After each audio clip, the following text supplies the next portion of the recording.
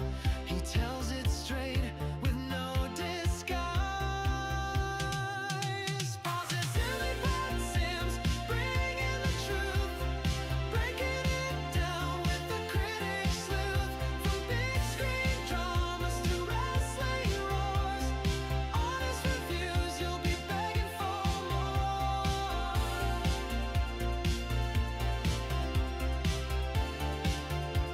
Begging for more.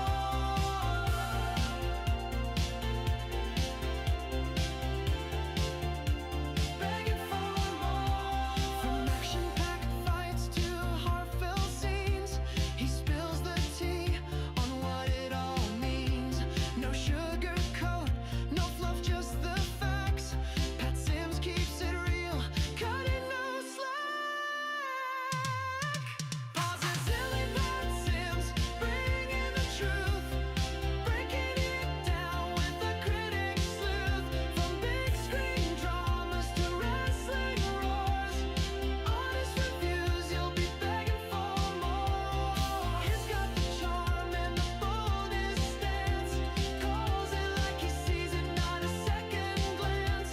Movies or matches or something brand new, if it's worth your time, he'll tell you the truth.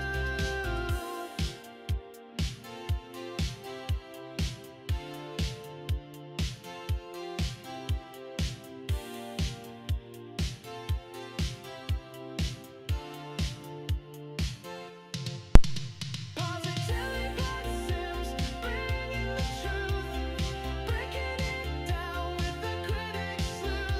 From big screen dramas to wrestling roars, honest reviews, you'll be begging for more. He's got the charm and the boldest stance, calls it like he sees it, not a second glance.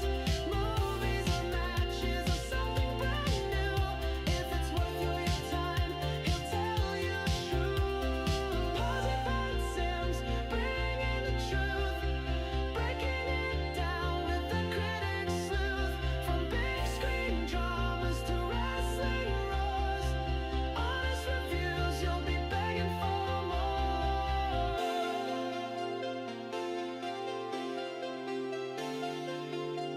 Begging for more.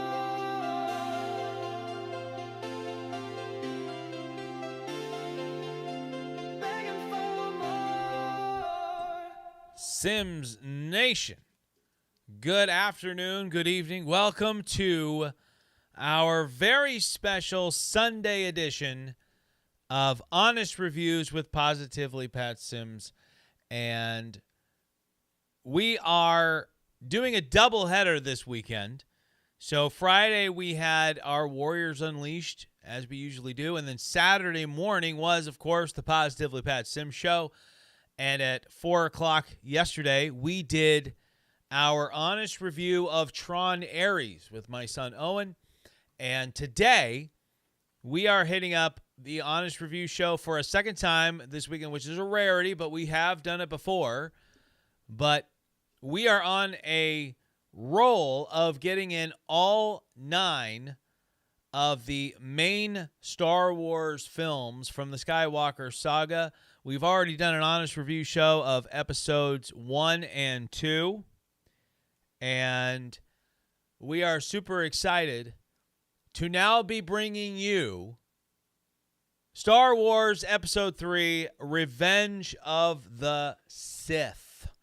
Yes, and even though this is, without a doubt, my favorite of the Star Wars films between episodes 1 and 9, which is a tough thing to come by because here's the truth, guys. Growing up, right, I was born in 1980, so I was born 3 years after the release of Star Wars, the same year as Empire Strikes Back, and then a few short years later was Return of the Jedi.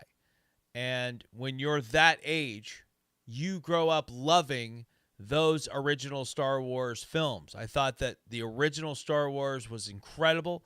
It was amazing. And then I went over and I started watching Empire Strikes Back, and I thought, yeah, it was even better. And then in comes Return of the Jedi. And Return of the Jedi, for a kid that was not even 10 years old, it was mind-blowing. It was something like I'd never experienced before in my life. From Jabba's palace to the new Death Star battle to the Battle of Endor, this movie had it all. It was the epitome of an amazing climax and grand finale of a trilogy. And everything that came after that had to live up to my expectations of Return of the Jedi. And the thing is, Return of the Jedi is the last of a trilogy where you want the big happy ending, right? You want to finish things off on a high note where everything is great. And you're celebrating and you're sending the fans home happy. And now let's get back to Star Wars Episode 3, Revenge of the Sith, where that's not exactly what we're looking for, what we're going for in this final installment of George Lucas's prequel series. We're not looking for the go-home happy ending. We're looking for what is actually now the middle part of the story. And if you look at a story in 3 parts, like you take Star Wars, Empire, and Return of the Jedi, if you looked at that as a 3-act play, then you see that you have your opening that establishes the universe that you're living in, the world that you're living in. You're establishing characters. You're establishing plot. And then you get to the 2nd act, and that's usually where everything goes to hell in a handbasket. And for a lot of people, that means it's also one of the best acts in a play. A lot of people love the 2nd act. And then the 3rd act's got a lot to live up to, but that's your grand finale. That is the building. That's what you've built everything up to. That's how the original trilogy plays out. And the prequels do the same thing in a sense, but we're not building toward the big grand finale of something that's amazing and awesome from a positive standpoint where everything's looking great and the world's looking great. It's a little bit different story here. We built 3 prequels to get to one of the darkest and lowest moments in Star Wars. But we're not going to dwell on just that because the movie doesn't end on the lowest of the low. It doesn't end that way. We'll get into that here in just a second. But this is a trilogy that leads to a downfall. This isn't a trilogy that leads to a battle where the rebels defeat the mighty empire. This isn't that kind of a trilogy. This is a trilogy that starts on hope, and then you start to see cracks in that hope with Attack of the Clones, and now you're in Revenge of the Sith, and this is where it all just falls apart. And so let me just fill in some little bits of information, some tidbits here. You have, of course, written and directed this film by George Lucas.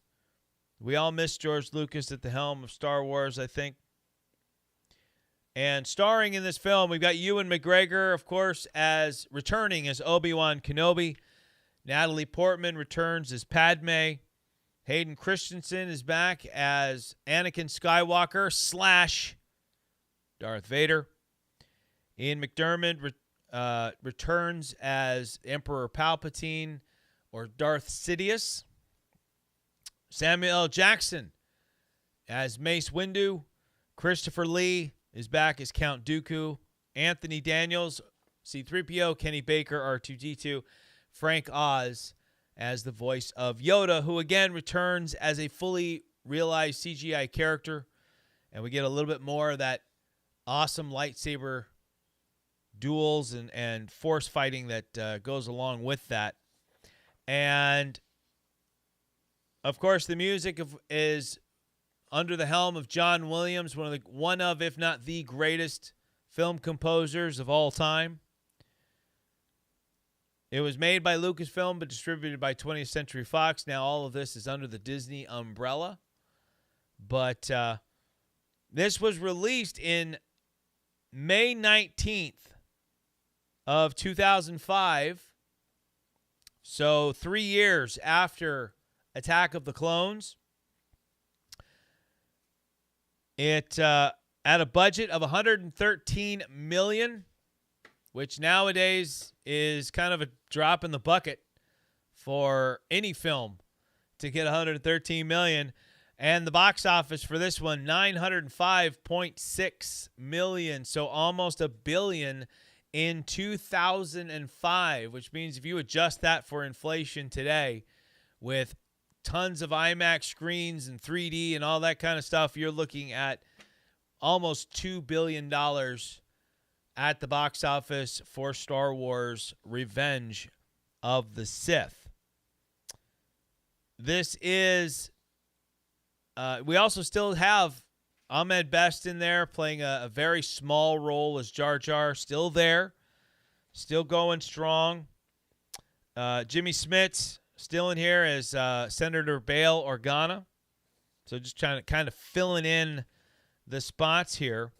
Now, in terms of the story for this one, obviously we are picking up during the Clone Wars, but instead of picking up and getting to see a lot of the Clone Wars, we've already skipped through the majority of it.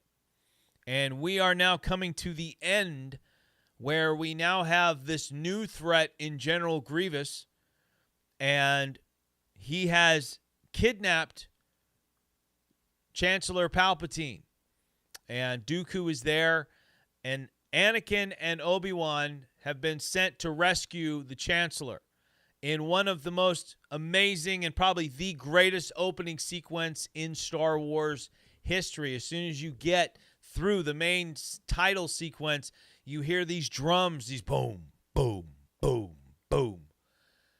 And in comes the theme, and bam, these Jedi fighters are coming in, and it's a great sequence.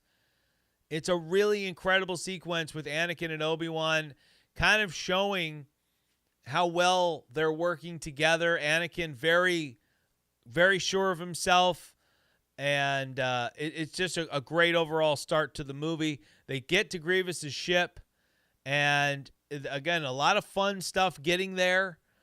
They come to where the Chancellor is, and there's Dooku to greet them. And I love the way this starts, where it's like Obi-Wan's like, let's do this together this time. And Anakin's like, I was about to say that. Which again shows that Anakin, though we know that Anakin's going to be on a downward spiral here, we also see that this is a more mature Anakin and one that's trying to do things the right way. He's really, it seems, making an effort to do things right during this first part of the film. And Obi-Wan still gets taken out of the fight by Dooku, and Anakin now has to take on Dooku single-handedly and defeats Dooku and has him on his knees in front of him with Dooku's lightsaber and his crossed over, and he has him captured. He is now his prisoner. And the Chancellor tells him to kill him, gives him the order to strike him down, and Anakin does so. And then immediately regrets it, right? And the Chancellor uses that moment in Attack of the Clones to defend what Anakin just did. He's like, well, Dooku is too dangerous. You know, we can't let him live. And he's like, you know, what you did, I mean, it's only natural. Like, he took your hand. You wanted revenge. It's no different than what you did with the Sand People. And, you know, it's kind of like he's saying, like, what you did with the Sand People, I'm okay with that. I'm good with what you did there, because obviously the Chancellor is Darth Sidious, and he's trying to gain Anakin and his trust, and he's trying to get him on his side to bring that slippery slope as Anakin's going further towards the dark side. But Anakin still recognizes that what he did was not right. Now, the Chancellor wants to leave Obi-Wan so that they can escape, and Anakin, again, the more mature, the caring for Obi-Wan, says, nope, if he dies, we die. Whatever his fate is, that's what our fate's going to be. So he rescues the Chancellor with Obi-Wan on his back, and there's a whole another sequence going on here, and it gets us to our one-on-one or our meeting with our Jedi and Grievous. And we find out that Grievous has been collecting Jedi's lightsabers, but Obi-Wan and Anakin kind of overpower. They outsmart. They save the day. Grievous, though, escapes, but they rescue the Chancellor at the end of the day. They crash land the Grievous's ship, and I really love that at the end, after they land the ship, and Obi-Wan goes, "Another happy landing." It's a really, really good line. Then we jump ahead to Anakin with the senators and with all the politicians, and there's Padme, who they've reunited for the first time in quite a while because Anakin's been away fighting in the Clone Wars, to find out that Padme is pregnant. And it takes Anakin a moment, but he's like, this is a good thing. We shouldn't worry about any of this stuff. This is good. And then almost immediately after, we get more of that George Lucas famous kind of cringe romance dialogue. But Anakin begins having dreams again. And those dreams are prepping for the ultimate downfall, which is he is envisioning the death of Padme, where she gives birth to their, at the time, just child, as they think, and that she's going to die in childbirth, right? He doesn't know why. He doesn't know how, any of that stuff. He just sees that she's going to die in childbirth. And this starts the process of that fear, because we've already established that Anakin doesn't want to lose those that he loves. He's scared to lose those people. And I think there's a deep part of Anakin that's concerned about what's going to happen when he loses, not if, but when he loses Padme, right? What's going to happen to him? Because he believes and knows he can't live without Padme. And so he will do whatever it takes to save her. But if he can't, I think he's scared of what he will become and what he will do when that moment happens. And so Anakin starts turning to who he should. He turns to Yoda. And he's like, I'm having premonitions of someone close to me that's going to die. And Yoda gives him the answer he doesn't want. Yoda says we have to learn to let go of the things that we care about. And we shouldn't mourn the people that pass. And the way he puts it is, don't mourn for those that join with the Force, that become one with the Force. Celebrate that. Be grateful for that. It's kind of like when someone passes and you tell them, like, don't be sad for them. They're in a better place. They've moved on to a better place. You're more so upset and you're sad for yourself. That's the real issue. That's the real problem, is that you're sad for you. You're upset for you. Anakin doesn't want to save Padme for Padme's sake. He wants to save Padme for his sake. Yoda recognizes that, and though it may sound really harsh, there's a fundamental truth to what Yoda is saying here. All right? But that's not good enough for Anakin. All right? So he kind of lets it fester. You see some of that attitude coming out with Anakin again. But then he's also, we're seeing more of this development between him and the Chancellor, Palpatine when it comes to their relationship. And one of the most memorable scenes is just a scene of dialogue in this film where the Chancellor is talking to Anakin about, oh, well, you know, I know about the Sith and I know about the dark side, and Anakin's like, well, the Jedi are selfless. The Sith only think inwards about themselves, and he's like, well, the Jedi don't, and he's like, no.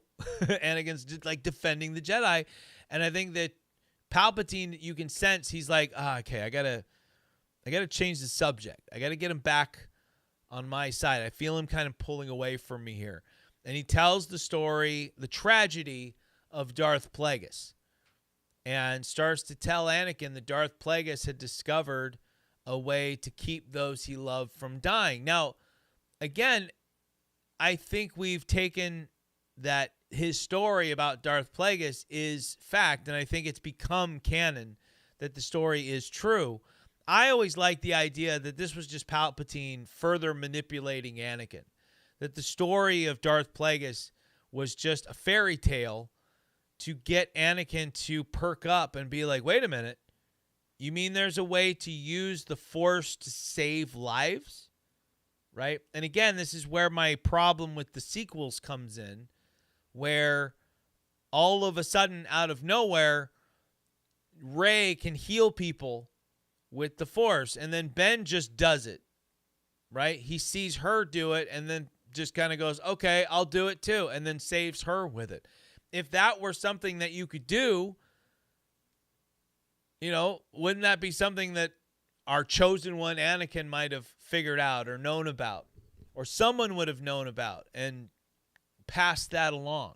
Because the way that it's done in Rise of Skywalker seems like a very selfless act, something that any Jedi would be okay to use, right? If you're selfless enough to give part of your life force to save another, I would think that seems like a pretty reasonable thing. But it does kind of go against what Yoda said. But again, I kind of think like, you know, it's one of those things that always kind of bothered me a little bit about the sequels, and there's a lot about the sequels that bothers me, but that for sure. But basically, what Palpatine is doing, he's giving hope to Anakin that there is in fact a way to save Padme. But the key thing here is Anakin's like, where can I learn this? Where can I learn this power? And Palpatine is very straightforward. Not from a Jedi. That's the key. Now he has reinforced in Anakin's mind that, yes, you can learn how to save the lives of the ones that you love. You don't have to accept that. You don't have to celebrate that they're dying. You don't have to accept the fact that people die. You can save everybody you love. But the only way you're going to do it is you got to learn it from someone that's not a Jedi, because they're not going to teach you. For whatever reason, they're not going to teach you how to do this. All right? So, a great bit of dialogue, great sequence, great storytelling here from George Lucas in this moment. And now we get, you know, we go from there and we move forward. And Anakin, I think, is still trying to do the right thing. Okay, he's still trying to be a good Jedi. But then he's further taken into this area where he has no trust for the Council and the Jedi. And I think a lot of that has to do with Mace Windu and how Mace looks at Anakin and how he kind of treats Anakin. His distrust for Anakin, as Palpatine appoints Anakin to be on the Jedi Council, which has never been done before, and wants him to be like the eyes and ears of the Republic on the Jedi Council. He knew right away that was not going to be taken well by anyone on the Jedi Council. Like, obviously, Palpatine knew this. Palpatine is showing all of his genius in this film. So he does this, and as soon as they react negatively, of course, Anakin's going to react negatively. And they're like, you're on the council, but you're not a master. shot in the face to Anakin, right? Apologizes, but you know he's stewing a little bit, all right? And, of course, he runs off to tell Palpatine, and Palpatine's like, yeah, all right. They didn't make you a master. And he's like, it's because they don't trust you. They're scared of you. You're too powerful. They don't know, right? He is just hook, line, and sinker with Anakin here. And Obi-Wan, now we're going to be splitting up again. Anakin is still staying here. Obi-Wan is going out to go after Grievous, and Yoda is going to Kashyyyk to help the Wookiees.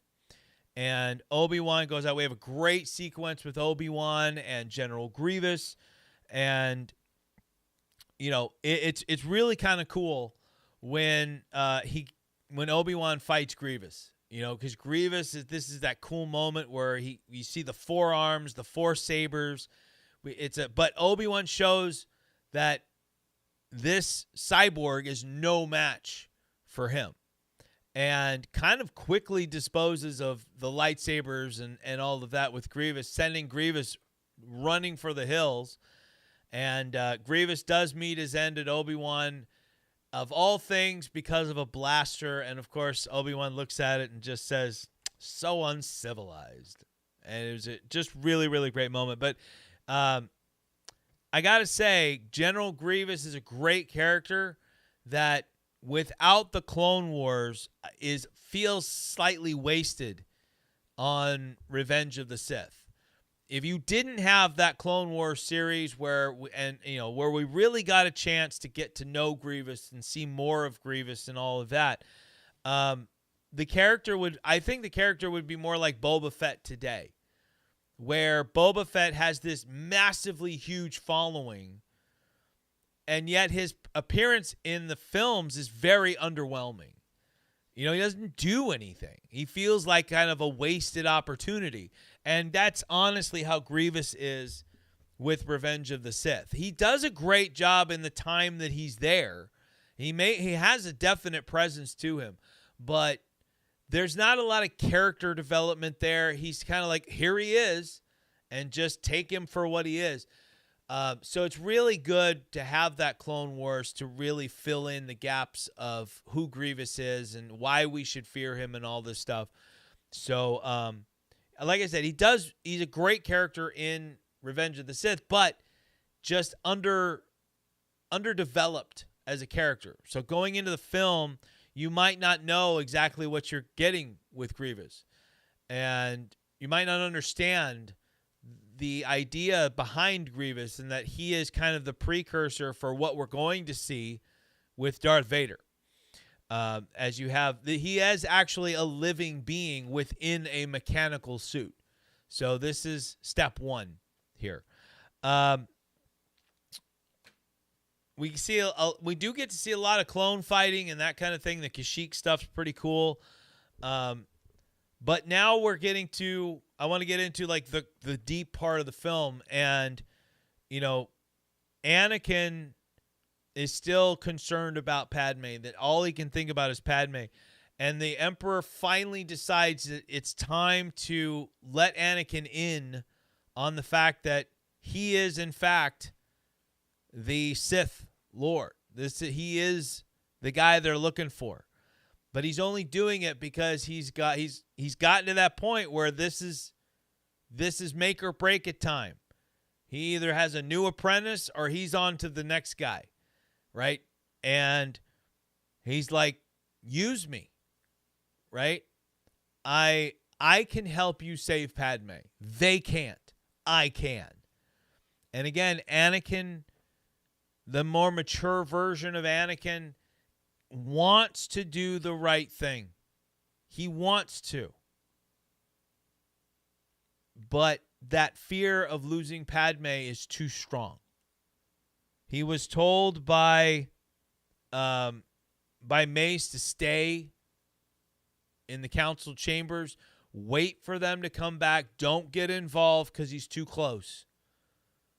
So when Mace Windu goes out with a group of Jedi, and everyone but Mace is taken out very quickly by Palpatine.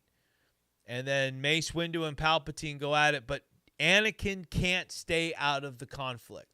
Gets in his ship, gets over to the Chancellor's chambers, and he's there in that moment where Mace has Palpatine defeated.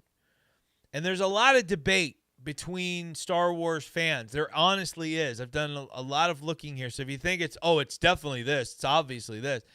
Some people won't believe you, all right?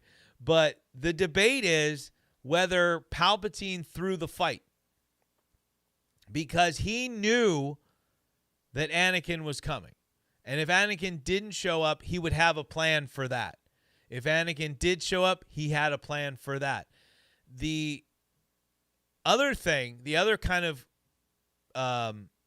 fan theory that comes around with this is that the Palpatine uses the Force lightning on Mace. Now, Palpatine has been famous for using his Force lightning long past the point where it's effective, right?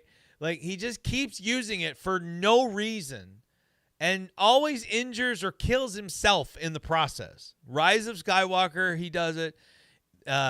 Return of the Jedi, he keeps firing up in the air. And I know that a lot of it comes back and hits Vader, but he's still just firing up in the air for almost no apparent reason. And he does the same thing here. He fires it at Mace, and Mace blocks it with the lightsaber. It comes down onto the Emperor, disfiguring the Emperor. And there's actually a large group of people, and kind of almost myself included, that doesn't think that the Force lightning is necessarily disfiguring the Emperor or Palpatine, but it's actually revealing his true form, his true look.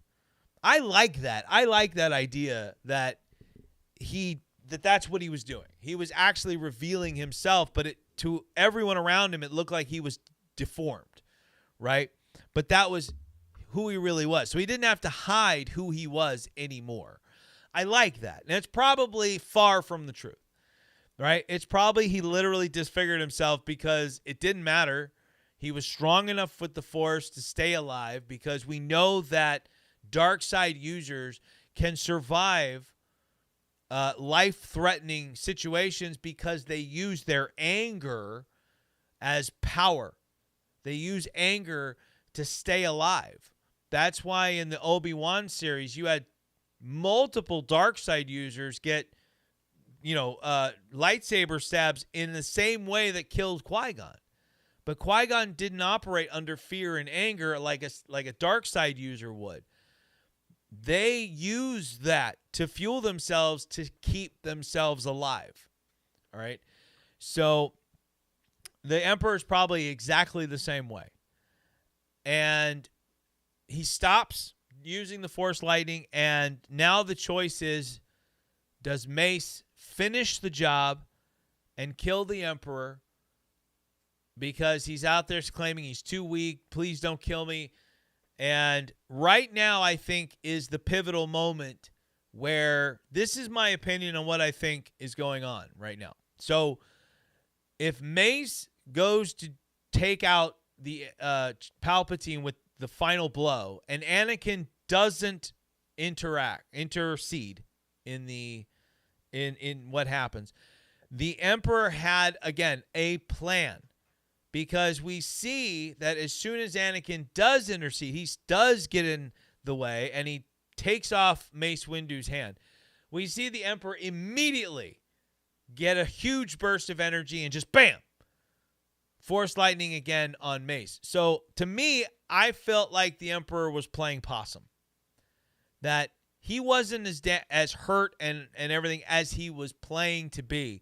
So if Mace was coming in for that final blow, the Palpatine would have had a way of blocking that final blow or reacting in a way that would have made sure he survived, right? That's how Palpatine is. But we know that Anakin did intercede. Anakin came in, cut off Mace's hand, and Mace is Force lightninged out the window, presumably to his death. And now Anakin feels like he's crossed the line. I think in that moment, Anakin felt like I've just done something that will make it so that I can't be forgiven by the Jedi Order. I am now like, this is it.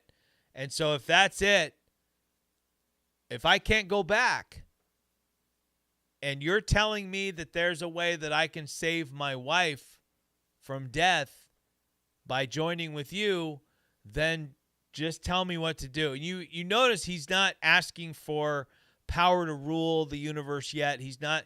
All he's thinking in his mind is, and I'm sure part of it is, I can't go back. I can't go back to the Jedi Order. I just helped kill Mace Windu. And so his only thought is, all right, I'm gonna go with you, but you got to help me save Padme. Right? It's not till later when the dark side has finally creeped in and has started corrupting Anakin, really corrupting him, that he starts to think different, where his mind starts to go towards ruling and conquering and that kind of thing. And the Emperor knows that this is going to happen because he sends him to the Jedi Temple with a legion of troops to just wipe out all the Jedi in the temple, younglings included, in one of the most jaw-dropping moments in Star Wars history. And the Emperor begins Order 66, where all the clone troops have built in this code that will force them to now turn on the Jedi and start taking out all the Jedi across the galaxy.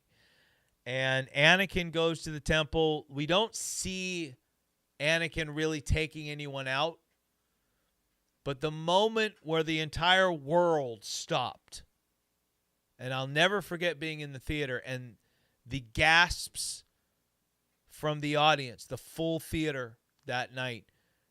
Anakin walks in, and there's a group of younglings there, and one comes up and says, "Master Skywalker, there's too many of them. What are we going to do?"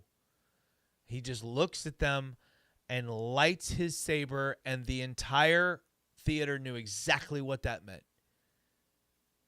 And it was devastating. Absolutely devastating. And to know what he did in that moment, it's not hard to believe how far into the dark side he fell. Because you have to really make a deal with the devil to go that far. And he did. And the Emperor sends him to Mustafar, where he wipes out the Separatists. We get to see Anakin with the Sith eyes. And at this point, he is Darth Vader. I forgot to mention the Emperor has named him Darth Vader. And it's a very traumatizing scene when we get to the Order 66 and we see Jedi being cut down across the galaxy. We see Yoda clench his heart because he can feel the death that is coming around him. But he's aware enough to know that the two clone troopers behind him are looking to take him out. He gets to them first. And Chewbacca and Tarful take Yoda away to a special ship where he's going to go back to Coruscant. And now Obi-Wan has to escape his clone troopers, and he doesn't know what's going on. And so he's headed back to Coruscant. And now we get to our finale. This is our final act of Revenge of the Sith. Anakin is on shoot. Now I can't think of it. Mustafar. Anakin is on Mustafar.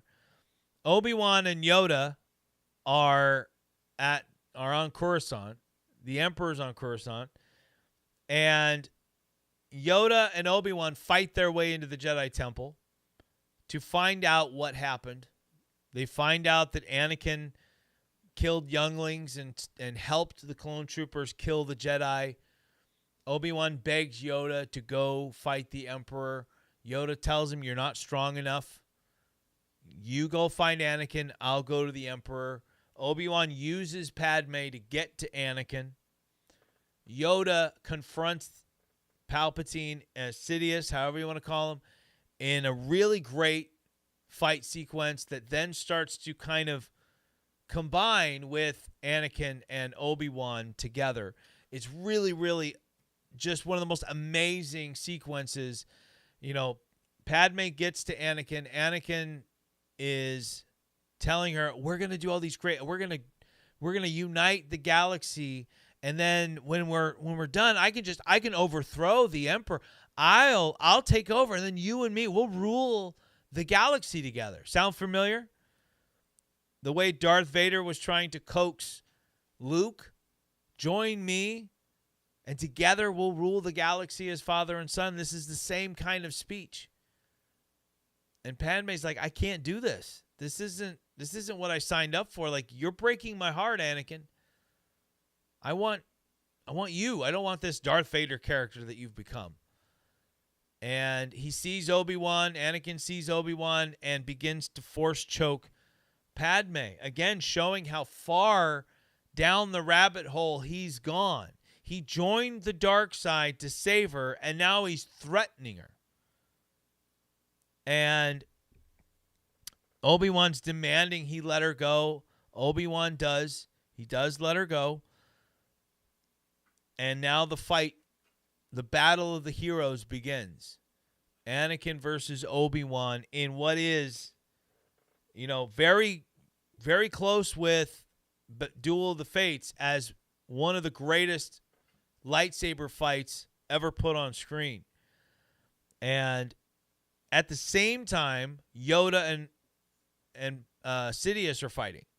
And they're using lightsabers. They're using the Force. They're in the Senate chamber, and they're throwing things at each other. And again, the cool moment where Palpatine's or Sidious, whatever, is using the Force lightning, and Yoda's blocking it with his bare hands, and a big explosion. And Yoda at some point kind of realizes, I can't win this fight.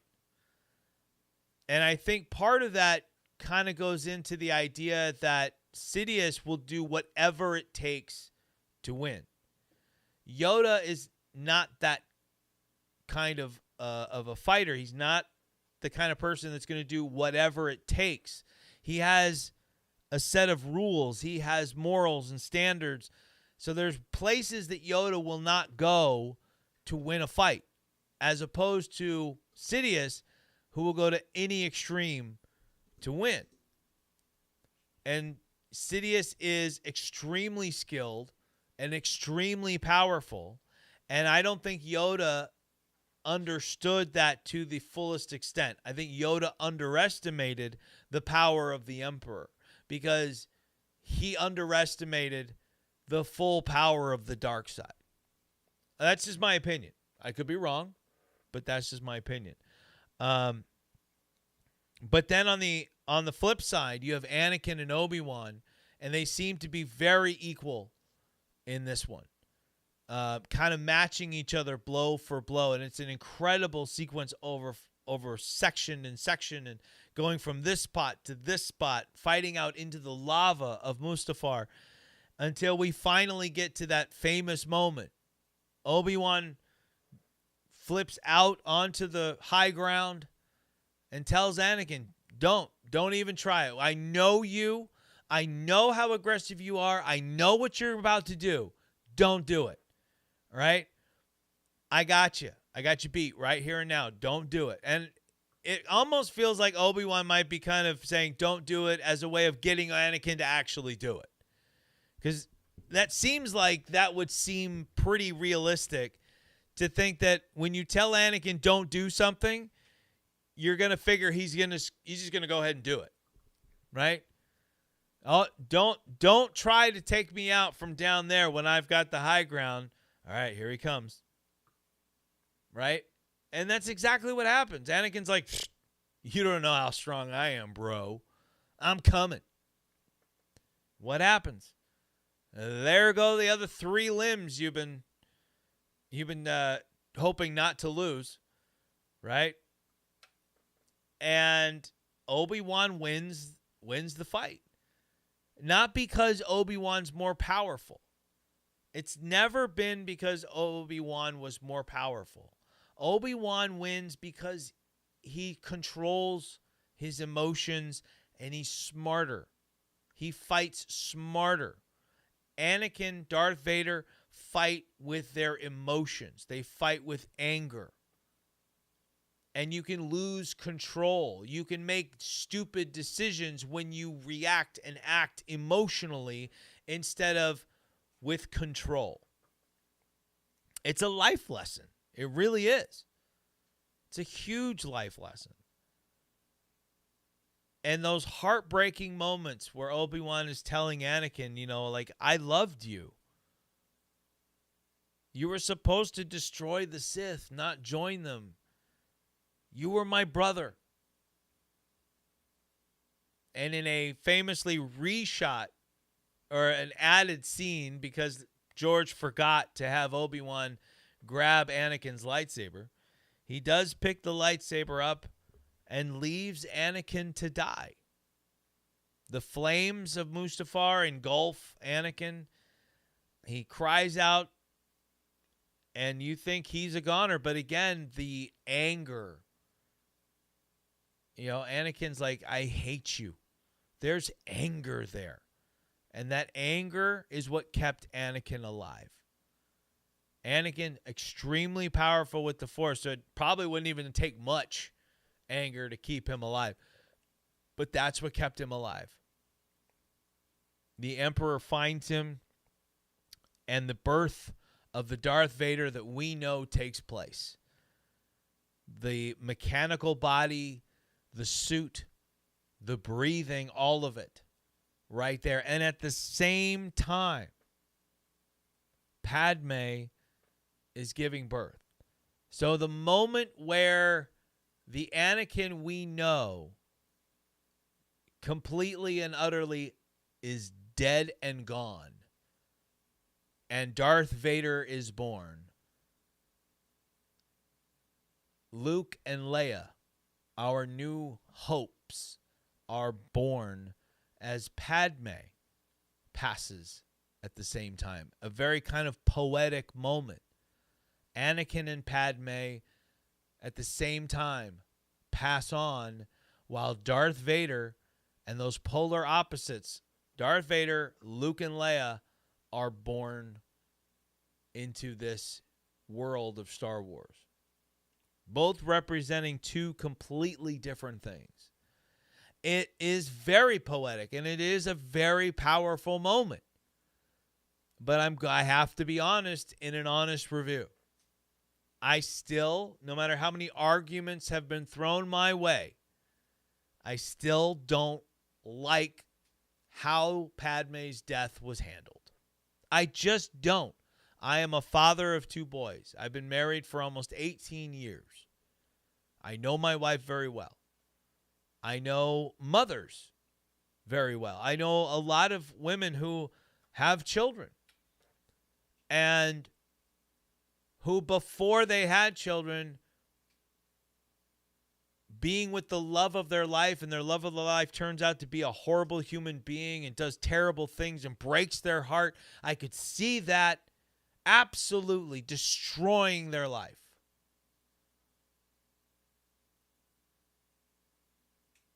I don't know if broken heart syndrome works like that as much as it does. You've been with someone for years and years and years. They are your life. They are your soulmate. They pass away and your heart breaks because you don't know what life is like without that person. You don't remember what it was like to be without the person you love more than anybody else in this world. That's a different thing. That is a different kind of heartbreak. But to me, if I'm just speaking honestly, as a husband, as a father, as someone who knows mothers and daughters and sons and all this, children can help to mend a broken heart. It doesn't mean life's going to get easy. It doesn't mean that it's easy to get over Anakin or anything like that. I'm not saying that. But I'm saying that the moment she laid eyes on her child, should have brought out a little fight in her. Fight to stay alive. And I understand that she had to go. The death of Padme is an important moment in the history of Star Wars. It's just how she went. And there's a lot of fan theories that I can get on board with to make it easier for me to swallow. Okay? And one of them is that Sidious, the Emperor, played a part in that. The Emperor used the dark side of the Force to end Padme's life in that moment, to cause her to lose her life in that moment.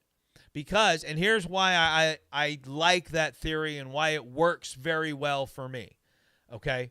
It works for me because word of Padme's death, I don't think would have spread throughout the entire galaxy like that. It's not like they were using Twitter and got on Twitter and announced that she died when it happened. All right? I don't see that. But when Darth Vader got up for the first time and walked and asked, "Where's Padme?" Well, before he walked.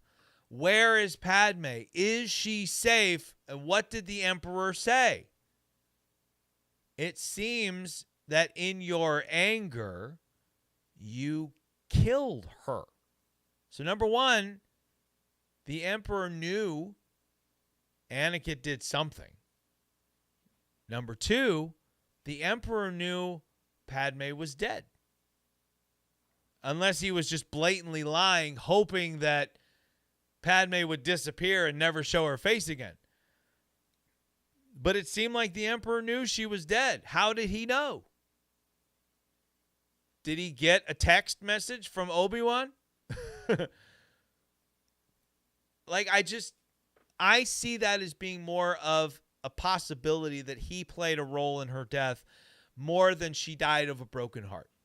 I have an easier time believing that, and it's because of the children. Not just one child, two children.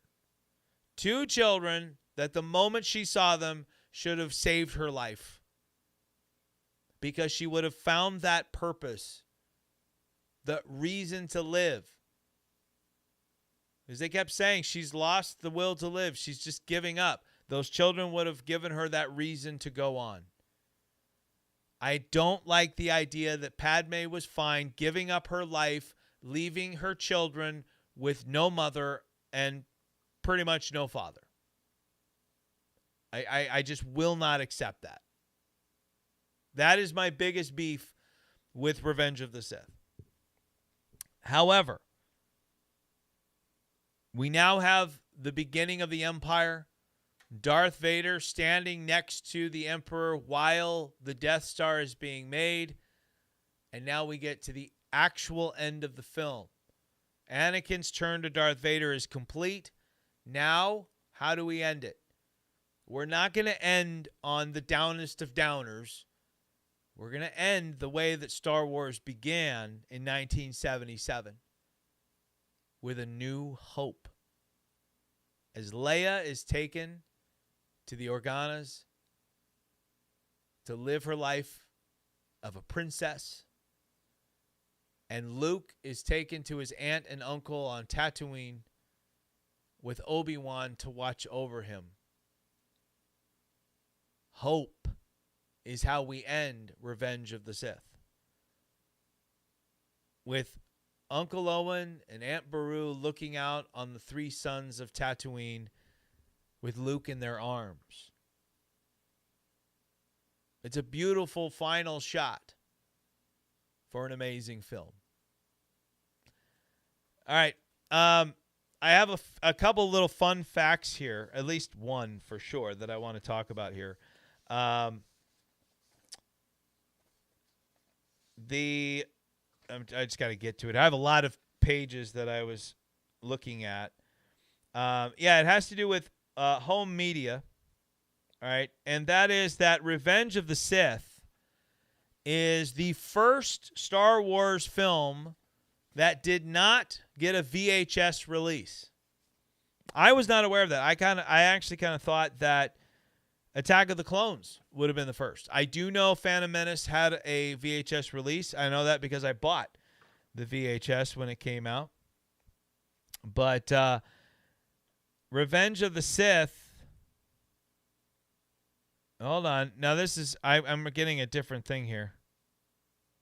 Because this is saying that this thing I found here is saying that it was released on VHS. But I don't remember that being the case. But apparently I'm wrong. Apparently I am very wrong. I'm looking up real quick here, guys. Yeah, I could have sworn that I saw a thing that said it wasn't. But I am going to correct myself here. Because it's saying, this thing that I found here is saying that Revenge of the Sith was released on DVD and VHS on October 31st, 2005. Okay. Okay, so that is what the deal is. Okay, so it's not that it wasn't released in VHS at all. It looks like it was released, it was the first one in the United States not to be released on VHS. So I was right in a sense. All right, so in the UK, this was the first one that did not become released on VHS. It says the release is notable due to marketing issues. It was the first Star Wars film to never be released on VHS in the United States. However, the film was released on VHS in Australia, the United Kingdom, and in other countries. So it's just the United States. All right, so I'm glad I looked at that before I made an official statement. But I think it's time because we got to wrap this up, guys, so I can get back to my family time this weekend. You guys can finish out your weekend strong. Hope you had a great day. Hope you had a great weekend, and I hope you enjoyed the show. I'm going to give you my final ratings, my final thoughts on Star Wars Episode 3 Revenge of the Sith. In terms of my letter grade, or my number grade, we're going to start there. Revenge of the Sith gets a strong 9.5. This would have been probably a 10 for me had the Padme stuff worked out a little bit better. Had the Padme death been handled a little bit different, I think I would give this film almost a full 10. I love Revenge of the Sith from beginning to end. All right, and I know that a lot of you right now are thinking you are absolutely crazy. You're insane. Revenge of the Sith is not that good.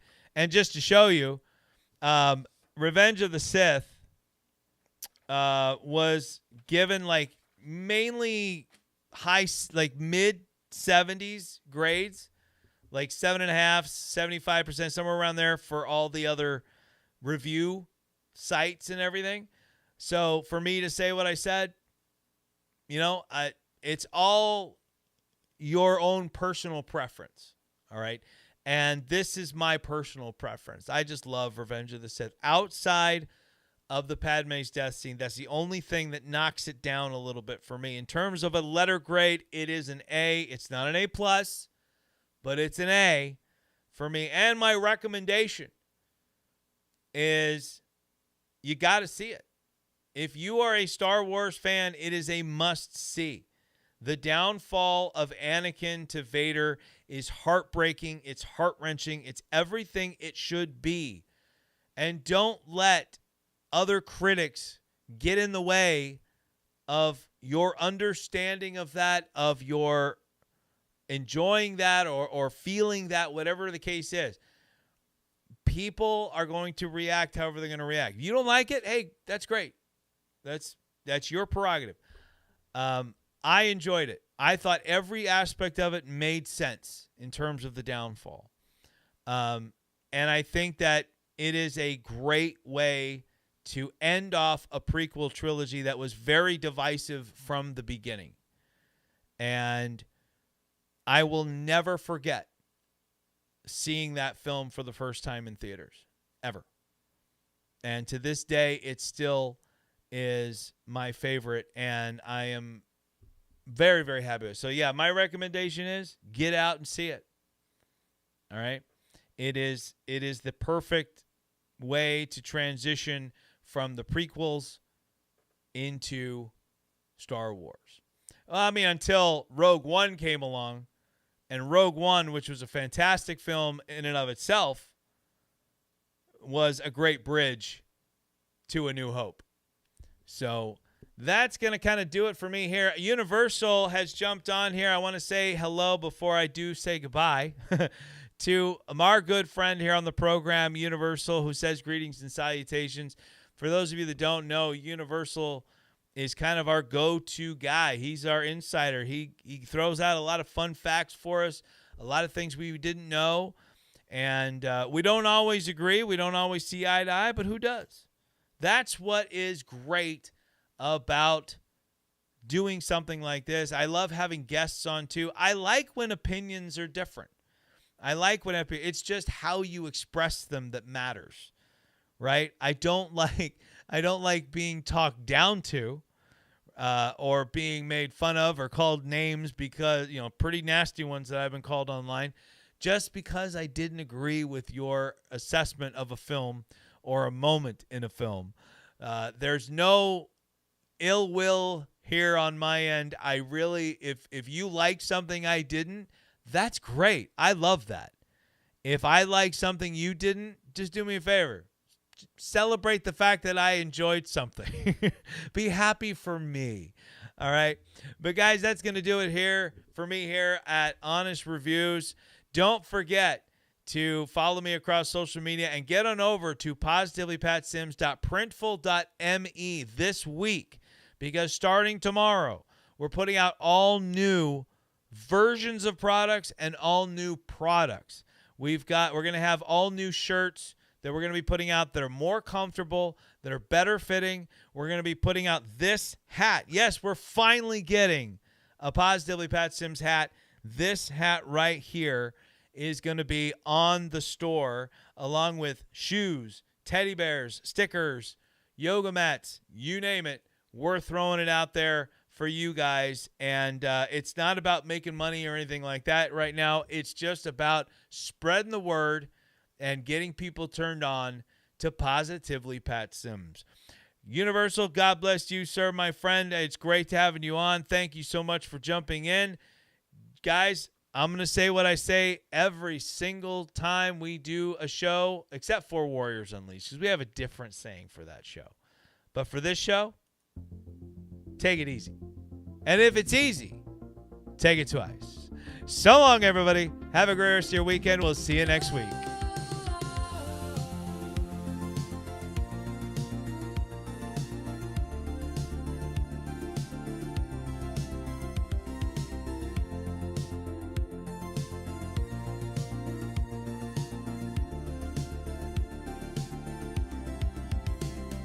The lights are dim, but the room still hums with the echoes of laughter and the moments we spun. Every honest word is like a stone in a stream.